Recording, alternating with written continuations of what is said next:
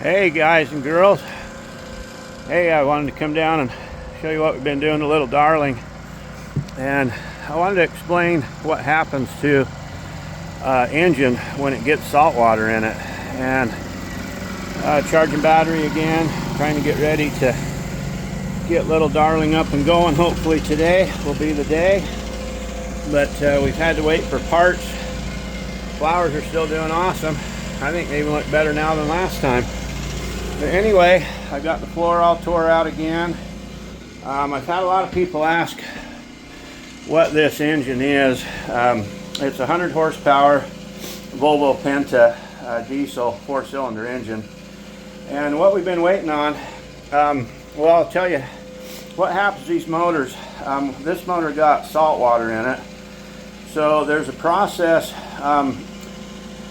after they get in the salt water. It's crucial that immediately when they come out of the water, you perform something they call pickling. And salt water is horrible on motors. As soon as it hits the oxygen, it'll start to break down all your parts inside your interior motor and causes a lot of issues. Probably would ruin your motor. And anyway, this one was taken care of the right way. So when this motor come out from being in the salt water, what they do is they pickle it. So they'll drain the entire engine, oil, tranny, everything, and then they'll flush it with fresh water. Then they'll fill it with oil. Then they start it. And once they start it, they'll let all that oil go through it. And the oil turns kind of a white, kind of a milky white. It's kind of thick when you rub it together. So anyway, that pretty much saves the motor. So what we've done, we've drained the old oil out, which was fairly white, but I believe it saved this motor on Little Darling. So now we filled it with new oil. And another thing that happens when that salt water hits any kind of electronics, like your starter, your alternator, it fries them.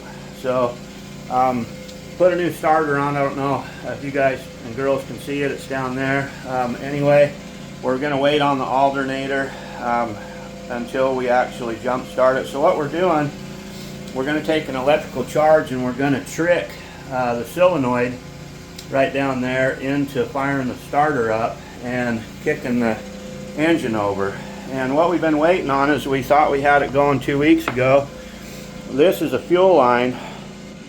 You can see we just about ready to get it started and the fuel line burst. And this motor is actually obsolete. And so we had one heck of a time trying to find a motor for this boat, or the gas lines for this boat.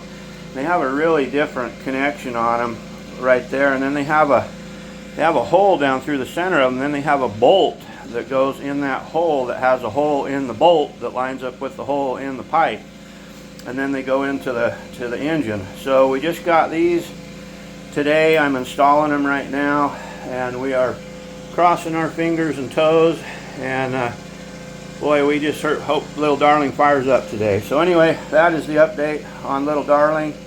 She's looking pretty good. Got her all painted up, and she's just looking wonderful. Exciting project, and now we're crossing our fingers we can get this Volvo Penta 100 horsepower motor to fire up and come back to life just like Little Darling is. So anyway, I'll show you guys the view. Another calm day, and flowers on the back are doing good, and the flowers over there are starting to pop, and it's another beautiful day here in Southeast Alaska.